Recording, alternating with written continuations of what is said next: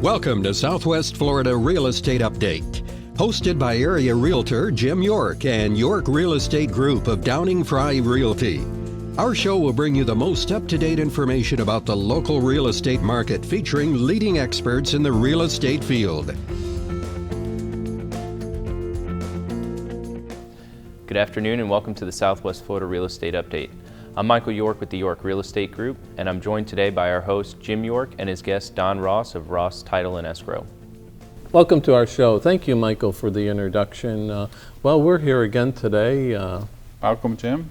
Thank you for having me. Donald Ross, the attorney for Downing Fry Realty, and he owns a closing company here called Ross Title.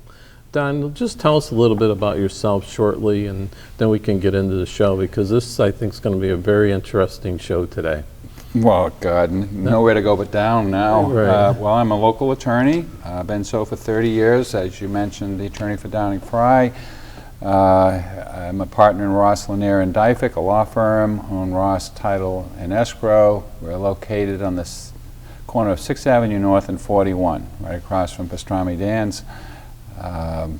8 closers, so fairly busy firm. Fairly busy. Okay, Donald, let's go into today. Our topic today is going to be very interesting. We're going to do a summary of 2015, and we're going to call it the dumbest mistakes people made in real estate. People do that? Yeah, they do that. We haven't. Well, I'm not admitting to anything. I don't know about you. So let's start first with a person that's not represented by a realtor that's sold their home on their own. I have so many favorites. In the business for the public, we call them FSBOs, for sale by owner. They usually don't want to hire a realtor.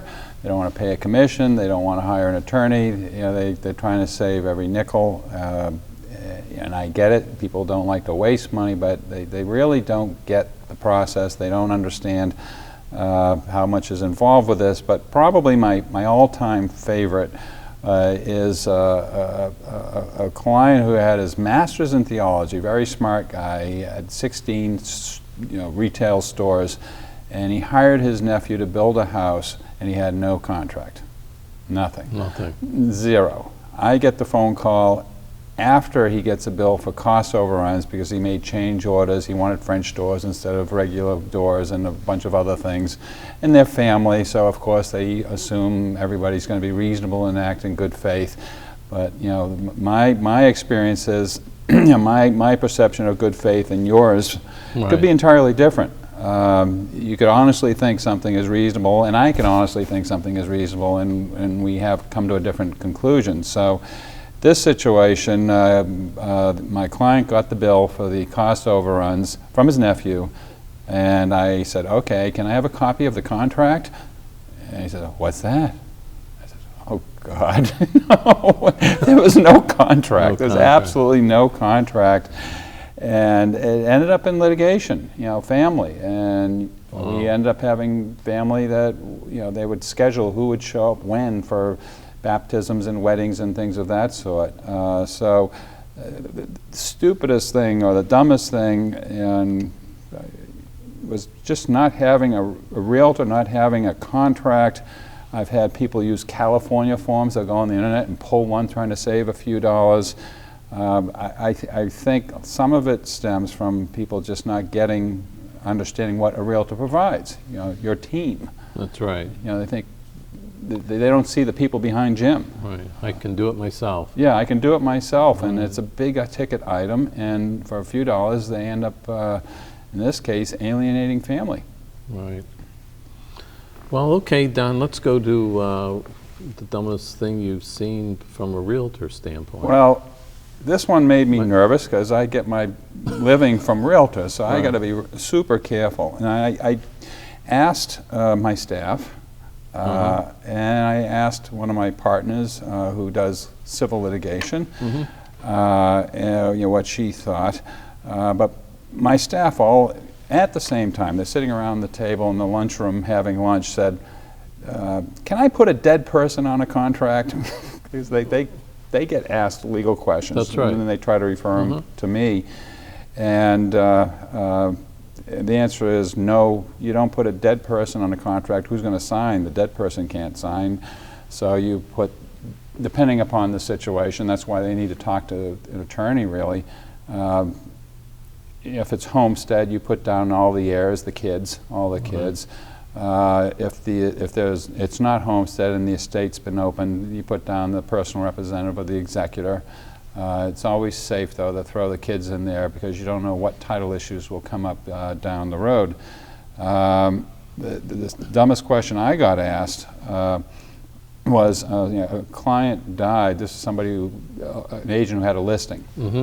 They died, and they felt like they needed to amend the listing to keep it in force because the client died, and they asked me whether they could use a power of attorney to do that. And I said, well, one, the listing agreement already has language in it that says this survives the owner's death. So you don't need to do anything, number one. And number two, the power of attorney disappears when the person passes away.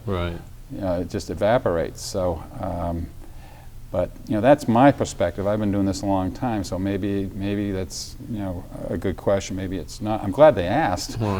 Just so. The stock answer is the dumb question is the one that they don't ask.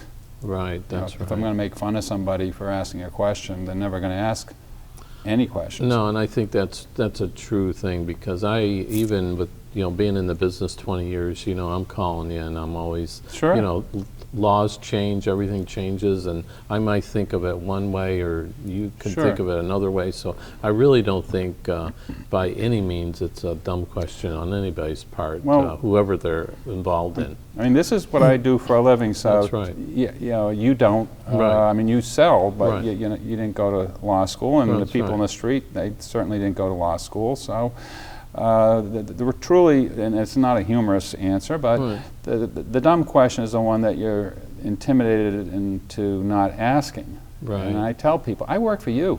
That's right. I'm your employee essentially, and you shouldn't be embarrassed to ask me anything. No, that's and I'm not doing my job if you're reluctant to ask me a question. It's the truth. One experience I had this year was that realtor.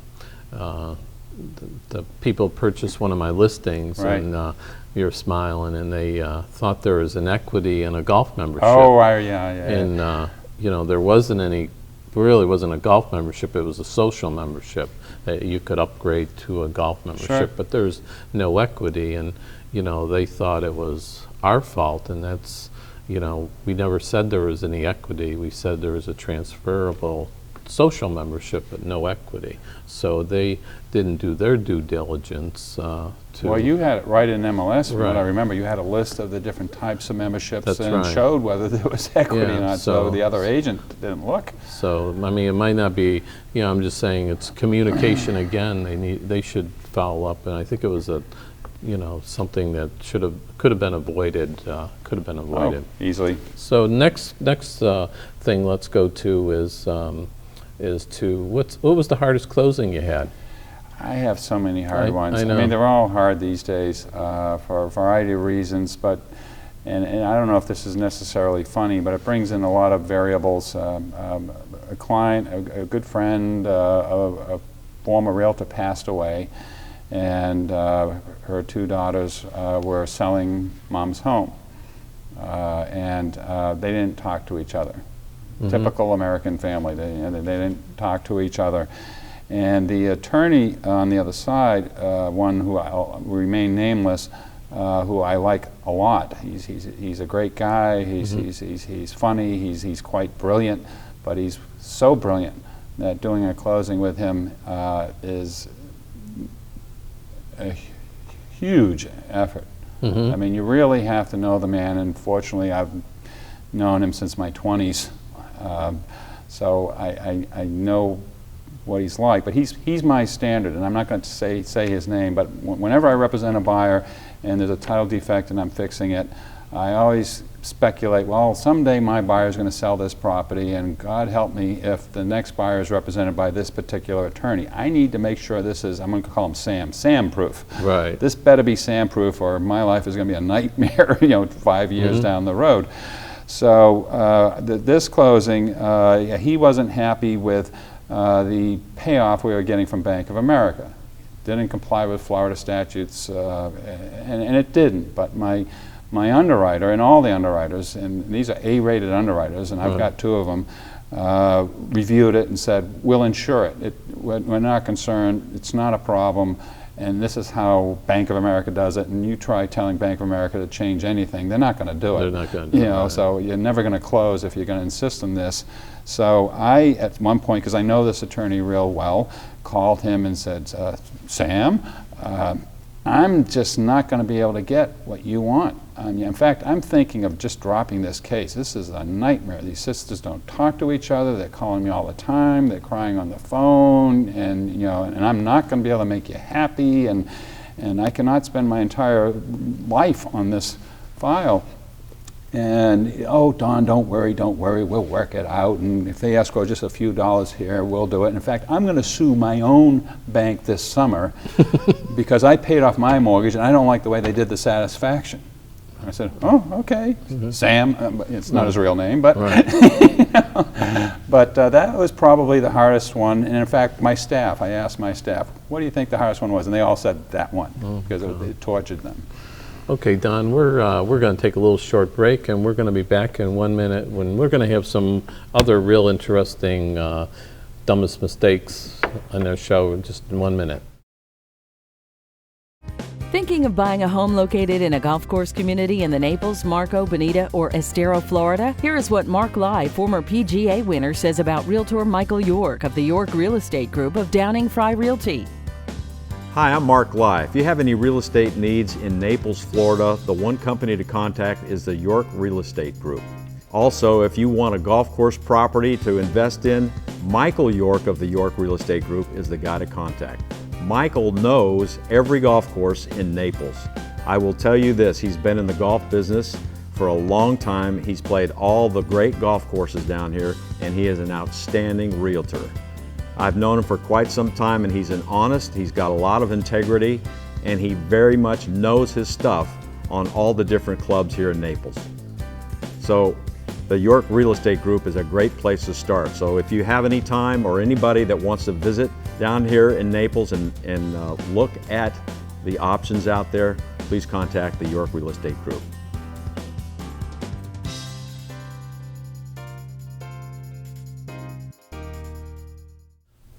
Welcome back. Don, let's go to a buyer's biggest mistake or dumbest mistake that you think you've run across. Buyers don't understand what the realtor does. Again, the team concept. Buyers, the whole way people buy seems to be changing. They look it up on the internet, they find it, oh, that's the house I want, then they'll contact the realtor, and when they call you, they don't realize they're getting me and your insurance person and your banker and your inspectors and your various construction people and so forth. You're exactly so right. they see the tip of what Jim brings to the table, and it's a serious answer, but that's a huge mistake. With any experienced realtor, they think they just see the surface stuff. Right. You get paid a commission, and that's it. They make a lot. Yeah, they think. I mean, you might on that deal, but they don't see the other 99 that fell apart either. Right. I mean, I grew up, and my dad was a realtor. He's 81 years old, so once in a while one comes together. But a lot of deals, you put a lot of work in, you don't get anything for it. But probably the most common thing I see happening is you get buyers who are allowed to make improvements before they actually close on the property, and then for whatever reason they're not able to close. And that's happened to me a couple of times this year, and I'm always telling them, don't put any money in there that you can't afford to lose, because the bank could pull the plug, or some unforeseen event, a title issue could come up, and you're out of luck. And that's happened several times this year. Trying not to get title insurance, I just won't take it. I don't need to do $1 million closing and not have title insurance. I mean, I don't want to be sued for $1 million. Right. Title insurance will cover things that won't show up in a search. Fraud, things like that, missing records. So the biggest mistake is not using the team, not recognizing the value, the added value. Maybe we don't market it correctly, I don't know. and doing improvements before you actually close. Right. So. And I think let's talk, that team concept I think is a very important thing, because what they don't realize is that, you know, you have somebody that's like myself, not to promote myself, but, you know, I have 20 years experience and, you know, $250 million in sales in Southwest Florida, that I've surrounded myself with people like yourself, Sure. an attorney, a closing agent, an excellent insurance person, excellent home inspector, excellent several banks that I deal with in town here, that you know, those mortgage brokers or loan officers have 20 years plus experience. So I think you know, with all the laws that are changing and everything's just so complicated anymore, that you need to have that team. You got to have it, and you think you have people from out of state. How are they going to meet people? And we had one recently. Actually, I wasn't even involved in the deal, but you ran into legal issues and you called me. And of course, I'm going to help you. I mean, we're friends. I've known you for a long time, and that's what teams do, whether they're in the deal or not. When Jim calls, we help out. Right. And over the long run, you know, you all generate business. We all make a living, and everything is fine. So it's you know, I can look at a variety of industries where they just don't market it right. You know, people look at masseuses one way, or they think a realtor, all they do is just, you know, get you to sign the contract, and they pick up a check at closing, and they have no idea, you know, what's going on behind the scenes. And they have no idea, because there's so much paperwork and so much, you know, legal stuff. I mean, it's just it's whatever. So let's go on to the seller. The dumbest mistake a seller has made. My all-time favorite. We have walkthroughs in our contract prior to a closing. That allows the buyer to go through and make sure any repairs that were agreed to were made, that the house has been maintained, that the items that are being conveyed, the tangible property, the appliances and so forth, are there, and that anything that wasn't being conveyed, like trash, was removed. Well, I had one where right after the walkthrough, it was a $1.2 million home, and there are 2 columns in the front of the house. Each one was bolted on with 4 bolts. So after the walkthrough, the seller removed both columns, dug up some plants, dug up some pavers going to the backyard, and removed light fixtures in the house. To make it all more exciting, my buyer was an attorney who litigates from Boston, and I'm from Boston, who called me and said, I'm going to sue the SOB, blah, blah, blah. They took the columns off the house. What they were going to do with them, who knows? You know, but really, they took the columns off the house, and I'm going to sue them. I'm going to sue the listing agent and everything else. Listing agent's elderly lady whose husband is a retired judge, who Judge Sam. Let's stick with Sam. I'm not going to mention his real name. And fortunately for me, the judge is a friend of my dad's. I've known him since I was you know, probably 20 years old, and I'm not anymore. But he called me Saturday night, and I was honest to God laying in bed.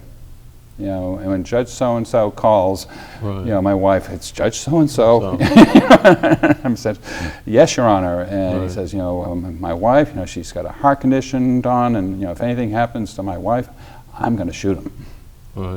Yes, Your Honor, I will take care of it. Don't worry, it'll be done. And so I called my client, you know, the Boston litigator, and says, look, this retired judge, ex-Marine, pilot, he's not kidding. He really is. I mean, I know he would in a heartbeat. He, you know, he means what he says. He's a very intimidating person.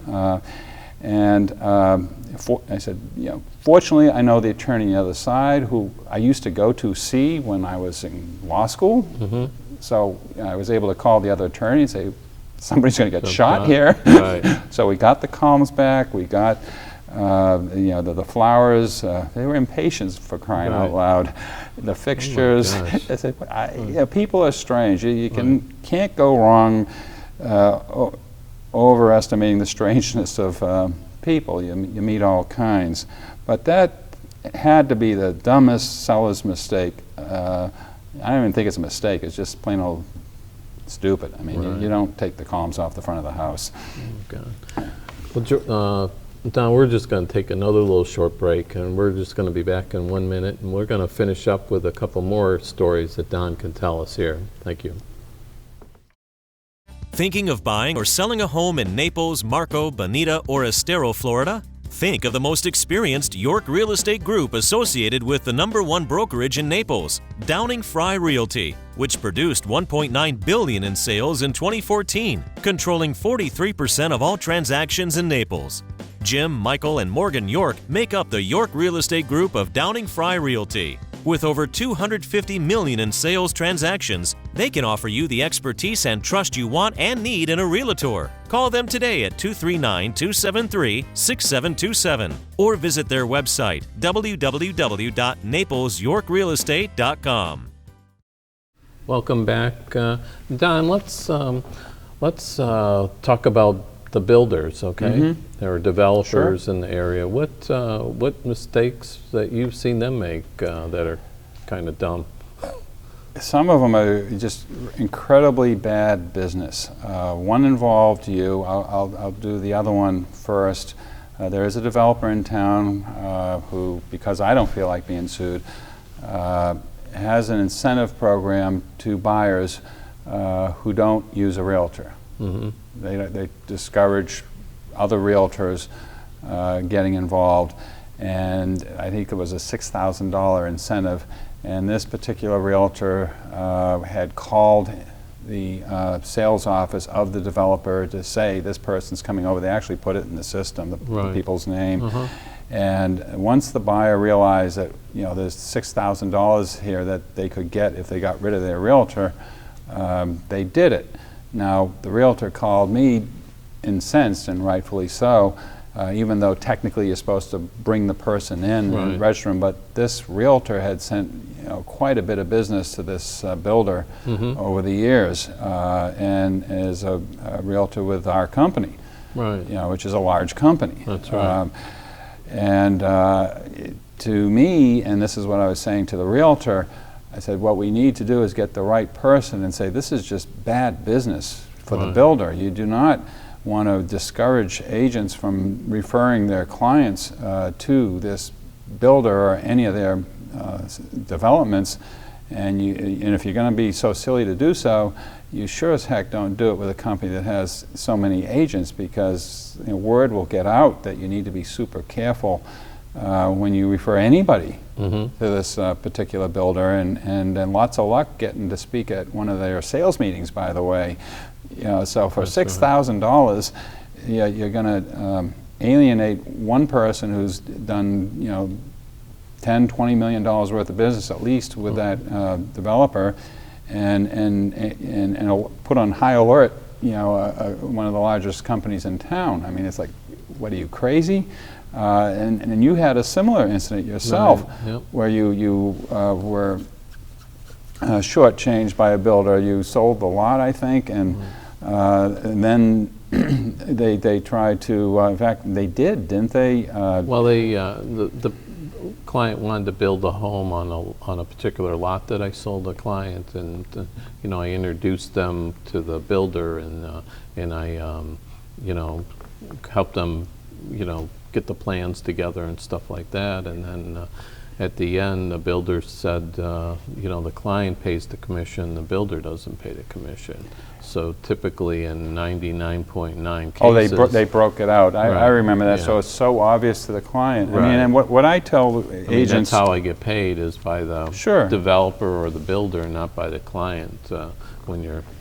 I mean, I think legally you're supposed to disclose to your agent that, hey, I get paid a commission on this, and they sign a form consenting to it, and that goes back to old case in this county, probably from 20 years ago.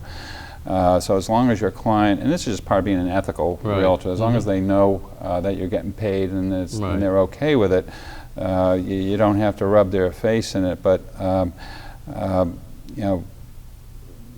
developers, I mean, my father was one. They're, again, a different breed. They're aggressive, they take big risks, And then sometimes they just dig their heels in the floor, and we're going to look at this deal, and we don't care about potentially hundreds of other deals down the road. And their emotions tend to dictate what they do in a particular situation.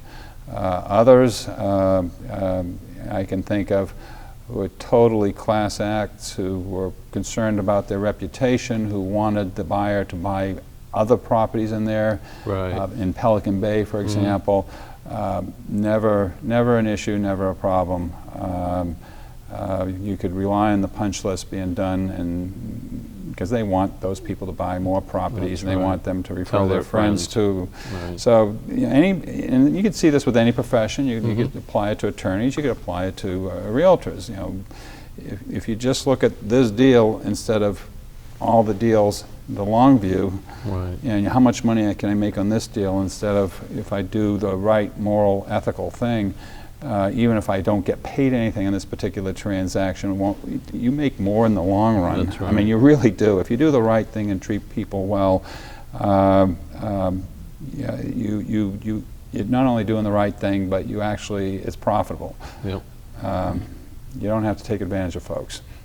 Well, Don, thank you for coming again this month. Okay. Enjoyed it. And then Thank I you. think next year, year, I guess, or next month is next year. Next week?